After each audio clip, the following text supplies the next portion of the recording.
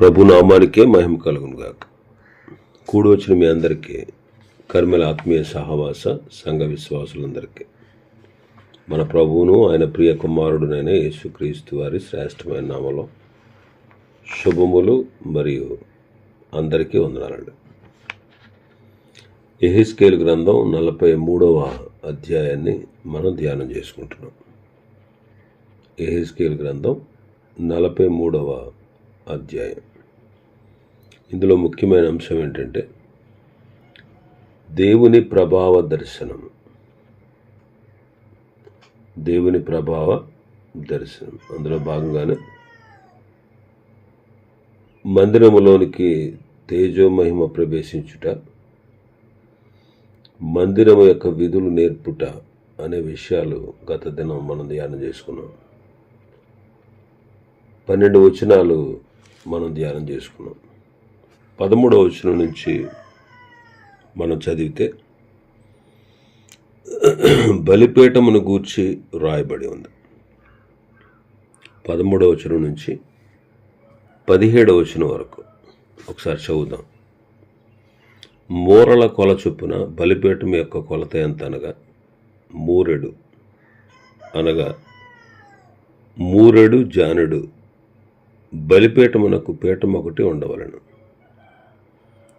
దాని డొలుపు మూరెడు ఎత్తును, మూరెడు వెడల్పును, చుట్టూ దాని చూరు జానెడు విచిత్రమైన పని గలదిగాను ఉండవలను. నేల మీద కట్టబడిన డొలుపు మొదలుకొని క్రింద చూరు వరకు ఎత్తు 2 మూరలు, వెడల్పు మూరెడు, మరియు చిన్న చూరు మొదలుకొని పెద్ద చూరు వరకు 4 మూరలు, దాని వెడల్పు మూరెడు. దేవుని కొండయను భాగము 4 మూరలు. దేవాగ్ని గుండము నుండి పైకి 4 కొమ్ములు ఉండవలను. దేవాగ్ని గుండము 12 మూరల కొలత గలదై చచ్చౌకముగా నుండెను. మరియు చూరు నిడివియు వెడల్పును నలుదిశలా 14 మూరలు.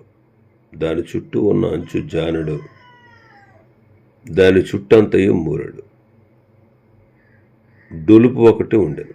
దానికున్న మెట్లు తూర్పు తట్టు ఉండెను. ఇక్కడ బలిపీఠమును గూర్చి రాయబడి ఉంది. ఈ బలిపీఠములో కొమ్ములు మినహాయించితే బలిపీఠం యొక్క ఎత్తు క్రింది నుండి 11 మూరలు. దీని మీదకి తూర్పు వైపున మెట్లున్నాయి. ఎక్కి వెళ్ళడానికి తూర్పు వైపున మెట్లున్నాయి. దేవాగ్ని గుండము అంటే బలిపీఠం యొక్క పైభాగం. దాని మీద దేవునికి బలి అర్పించుటకు నిత్యము అగ్ని మండుచు ఉండాలి. అందుకే దానికి దేవాగ్ని గుండము అనే పేరు తగినటువంటి. మోషే నిర్మించిన బలిపీఠము 5 మూరల పొడవు, 5 మూరల వెడల్పు, 3 మూరల ఎత్తు. నిర్గమకాండంలో 27వ అధ్యాయంలో మనం చూస్తాం. మొదటి 9 వచనాల్లో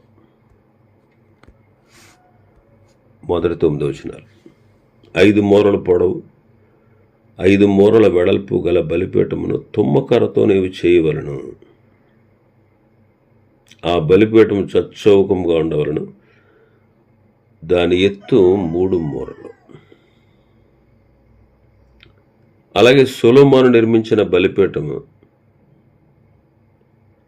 20 మూరల పొడవు, 20 మూరల వెడల్పు, 10 మూరల ఎత్తు.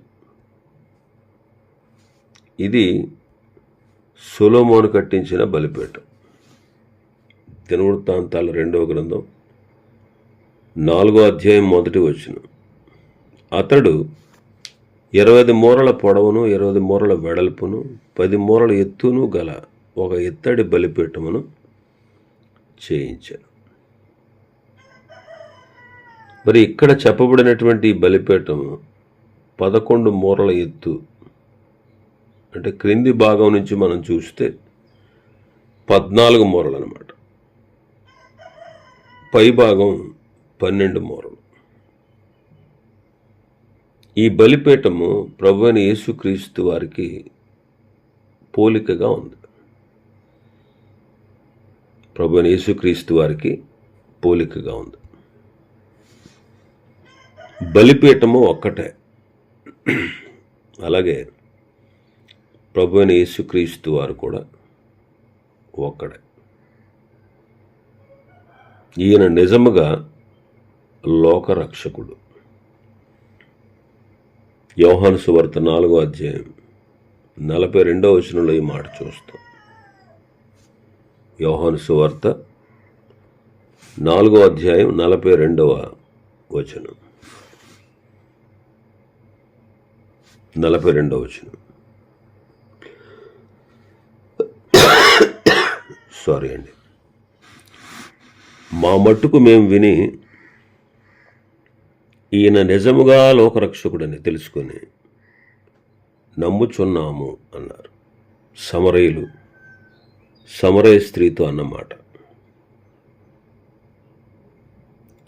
కాబట్టి ఆకాశము క్రింద మరి ఏ నామములోనూ మనం రక్షణ పొందలేం.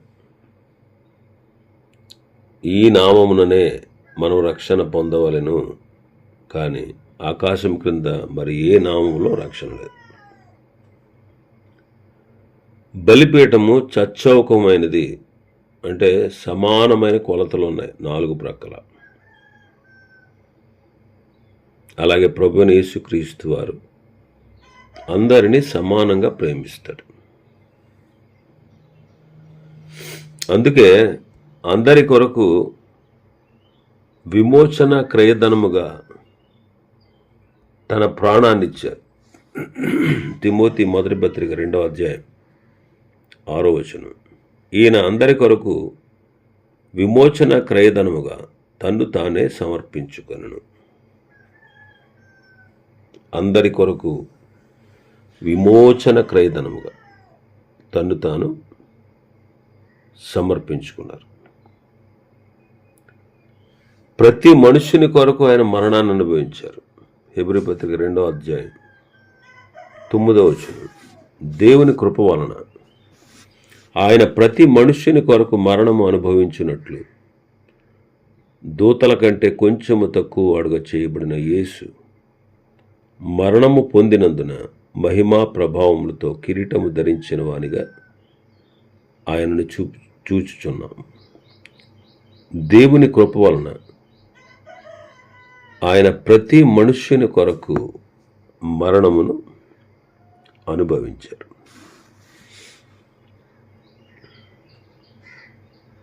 కాబట్టి ప్రభువు అందరినీ ప్రేమిస్తున్నారు. బలిపీఠము చచ్చౌకమైనది, అంటే సమానమైన కొలతలు కలదు. కాబట్టి మన ప్రభు కూడా అందరినీ సమానంగా ప్రేమిస్తున్నాడు. ఇంకా బలిపీఠము విశాలమైనది, 12 మూరలు కలిగినది అన్నమాట. విశాలమైనది. ఈయన కూడా అందరినీ ఆహ్వానిస్తూ ఉన్నారు. అందరినీ ఆహ్వానిస్తూ ఉన్నారు. అందరినీ. అందుకే 145వ కీర్తనలో కీర్తనకారుడు అంటారు, యెహోవా అందరికీ ఉపకారి, ఆయన కనికరములు సమస్త కార్యముల మీద ఉన్నవి. కాబట్టి అందరినీ ఆహ్వానిస్తూ ఉన్నారు. ప్రయాసపడి భారం మోసుకొనుచున్న సమస్త జనులారా, నా యొద్దకు రండి, నేను మీకు విశ్రాంతి కలగజేస్తాను అని మత్తయి సువార్తలో ప్రభు పిలుస్తూ ఉన్నారు. 11:28. బలిపీఠములకు 4 ప్రక్కలు ఉన్నాయి. 4 దిక్కులనున్న వారిని ప్రభు ఆహ్వానిస్తున్నాడు. 4 దిక్కుల్లో ఉన్నవారిని ప్రభు ఆహ్వానిస్తున్నాడు.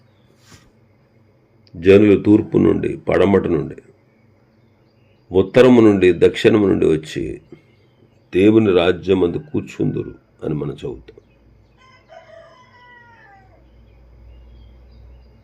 బలిపీఠానికి కొమ్ములు ఉన్నాయి. కొమ్ము శక్తిని చూపిస్తూ ఉంది. కొమ్ము శక్తిని చూపిస్తూ ఉంది. ఆయన సమస్తమును లోపరుచుకొనజాలిన శక్తి గలవాడు. ఫిలిప్పీ పత్రిక 3వ అధ్యాయం ఆఖరి వచనం చదివితే, సమస్తమును తనకు లోపరుచుకొనజాలిన శక్తిని బట్టి ఆయన మన దేన శరీరమును తన మహిమ గల శరీరమునకు సమరూపము గల దానిగా మార్చును అంట. కాబట్టి ఆయన సమస్తమును తనకు లోపరుచుకొనజాలిన శక్తి గలవాడు. ఇంకా మన భాగంలో చూస్తే 16వ వచనంలో బలిపీఠము పైన దేవాగ్ని గుండం ఉంది. బలిపీఠం పైన 16వ వచనం, దేవాగ్ని గుండము 12 మూరల కొలత గలదై చచ్చౌకముగా ఉండెను. దేవాగ్ని గుండం, దాని మీద ఎప్పుడు కూడా అగ్ని మండుతూ ఉంటుంది. ఇది పరలోకము నుండి వచ్చినటువంటి అగ్ని. పరలోకం నుంచి వచ్చినటువంటి అగ్ని. లేవీకాండం 6వ అధ్యాయం 12-13 వచనాల్లో మనం చదువుతాం. బలిపీఠం మీద అగ్ని మండుచుండవలను, అది ఆరిపోకూడదు.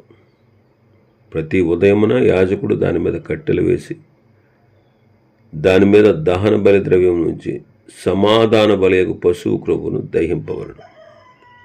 బలిపీఠం మీద అగ్ని నిత్యము మండుచుండవలను, అది ఆరిపోకూడదు.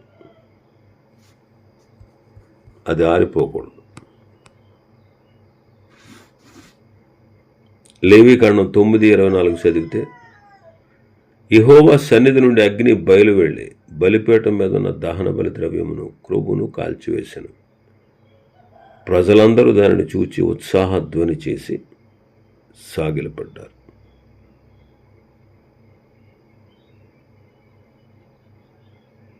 కాబట్టి ప్రభువైన యేసుక్రీస్తు వారు మనందరి కొరకు అగ్ని వంటి శ్రమలను ఆయన అనుభవించారు.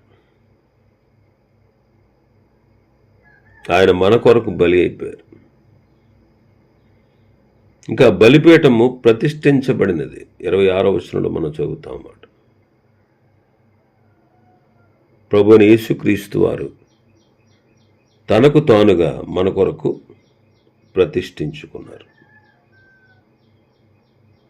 కాబట్టి బలిపీఠము ప్రభువైన యేసుక్రీస్తు వారికి పోలికగా ఉంది.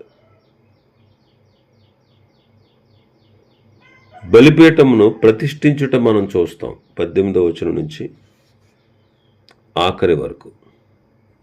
18వ వచనం నుంచి ఆఖరి వరకు ఒకసారి చదువుదాం. మరియు అతడు నాతో ఇట్లనెను, నరపుత్రుడా, ప్రభువైన యెహోవా సెలవిచ్చినదేమనగా, ఈ బలిపీఠము కట్టబడిన పిమ్మట దాని మీద రక్తము చల్లి దహన బలులు అర్పించుటకై విధులను బట్టి ఎలాగూ జరిగింపవలను. ప్రభువుకి యెహోవా సెలవిచ్చినదేమనగా, పరిచర్య చేయుటకై నా సన్నిధికి వచ్చు సాదోకు సంతానపు లేవీలకు యాజకులకు పాప పరిహారార్థ బలి అర్పించుటకై కోడిని ఇయ్యవలను. వారు దాన్ని తీసుకొని పాప పరిహారార్థ బలిగా అర్పించి బలిపీఠమునకు ప్రాయశ్చిత్తము చేయుటకై దాని రక్తములో కొంచెం తీసి దాని 4 కొమ్ముల మీదను సూర్య యొక్క 4 మూలల మీదను చుట్టూనున్న అంచుల మీదను చమరవలను. తరువాత పాప పరిహారార్థ బలి యొక్క ఎద్దును తీసి పరిశుద్ధ స్థలం అవతల మందిరమునకు చేరిన నిర్ణయ స్థలంలో దానిని దహనము చేయవలను. 2వ దినము పాప పరిహారార్థ బలిగా నిర్దోషమైన ఒక మేకపిల్లను అర్పింపవలను. కోడి చేత బలిపీఠమునకు పాప పరిహారము చేయనట్లు మేకపిల్ల చేతను పరిహారము చేయవలను. దాని నిమిత్తము పాప పరిహారము చేయుట చాలించిన తర్వాత నిర్దోషమైన కోడిని నిర్దోషమైన పొట్టేలను అర్పింపవలను.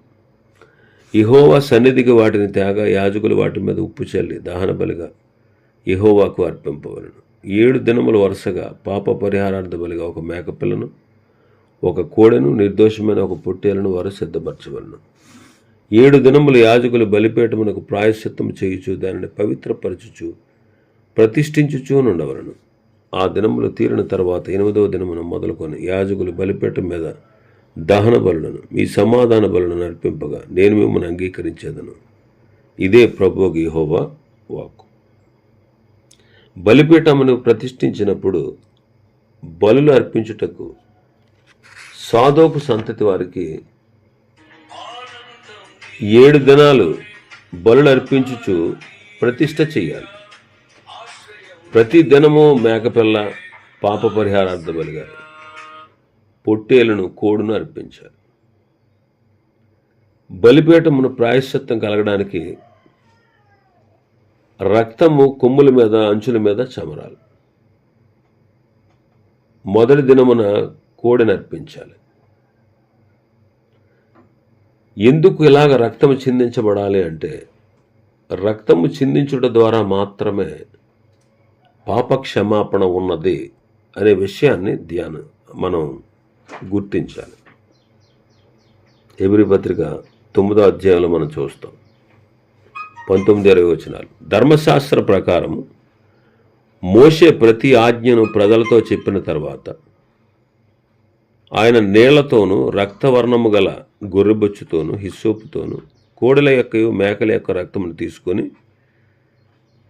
దేవుడు మీ కొరకు విధించిన నిబంధన రక్తం ఇదే అని చెప్పుచు గ్రంథం మీదను ప్రజలందరి మీదను ప్రోక్షించారు. పరలోకమందున్న వాటిని పోలిన వస్తువులు, పరలోక సంబంధమైన వస్తువులు ప్రతిదీ కూడా ప్రభువైన యేసుక్రీస్తును సూచిస్తూ ఉంది. మరి ఇక్కడ బలులు అర్పించే ప్రతి బలి కూడా ఇది క్రీస్తును సూచిస్తూ ఉంది. శ్రేష్టమైనటువంటి బలి. దేవాలయంలో ఉన్నటువంటి వస్తువులు ఏవైనా సరే అవి ఛాయారూపములుగా ఉన్నాయి. అవి పరలోక సంబంధమైనటువంటివి. అలాగే మనం కూడా పరలోక సంబంధులమే.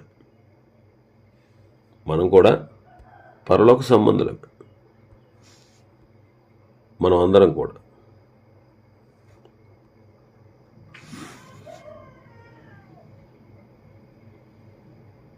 కొరింథీయులకు రాసిన మొదటి పత్రిక 15వ అధ్యాయం 48-49 వచనాలు చదివితే,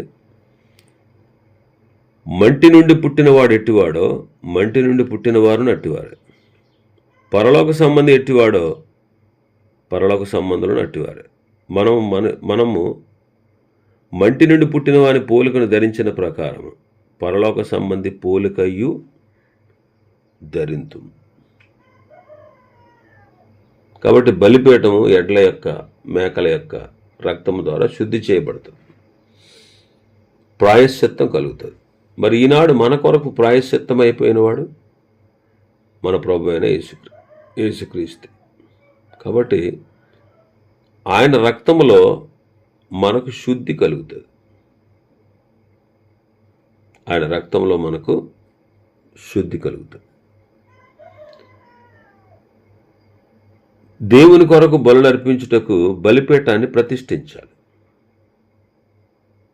ఈనాడు మనం కూడా దేవుని పని చేయడానికి మనం కూడా ప్రతిష్ఠించబడాలి.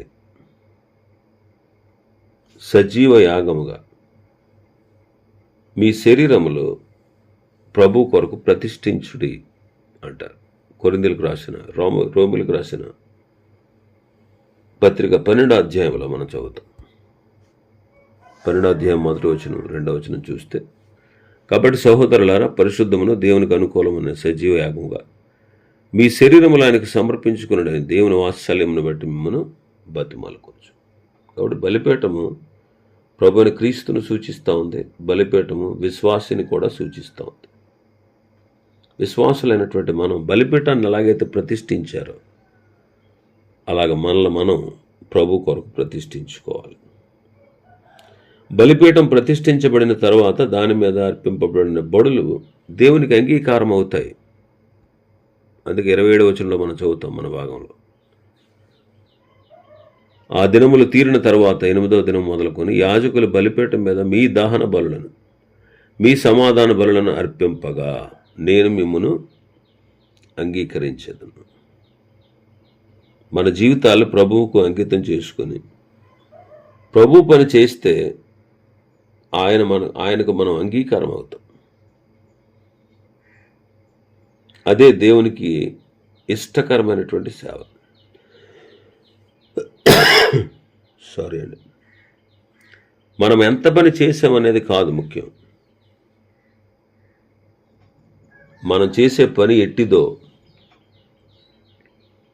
అది అగ్ని పరీక్షిస్తుంది. కాబట్టి మనం సమర్పణ జీవితాలు కలిగి నిలిచే పని చేయాలి. ఇంకా బలిపీఠము తనకు ఇవ్వబడిన స్థానంలో ఉండి దాని మీద బలులు అర్పించాలి. మందిరములకు ఎదుటుగా బలిపీఠం ఉండాలి. 40 అధ్యాయం 47వ వచనంలో ఆ మాట చదివి. అలాగే ఈనాడు మనం కూడా ప్రభు మనకిచ్చిన స్థానంలో ఉండి మనం పని చేయాలి. ఆయన ప్రతి వానికి వాని పని నియమించారు. అందుకే మనకు అప్పగింపబడిన పనిలో మనం నమ్మకంగా కొనసాగాలి.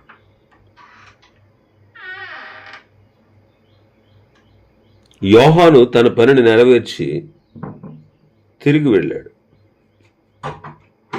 అలాగే అపోస్తలులు కూడా తమకు అప్పగించబడిన పనిని నెరవేర్చారు. తమకు అప్పగింపబడిన పని తమ ప్రాణముల కంటే ఎక్కువ గొప్పదని వారు ప్రభు పని చేశారు. అలాగే మనం కూడా మనకు ఇవ్వబడినటువంటి స్థానంలో మనం ఉండి మన పనిని మనం నెరవేర్చువారుగా ఉండాలి. ఇవి ఈ అధ్యాయంలో ఉన్నటువంటి విషయాలు. ప్రభు చిత్తమైతే రేపటి దినం మరొక అధ్యాయాన్ని ధ్యానం చేసుకుందాం. దేవుడి వర్తమాన వాక్యాన్ని మన వినికిడిలో ఆశీర్వదించును గాక. ఆమేన్.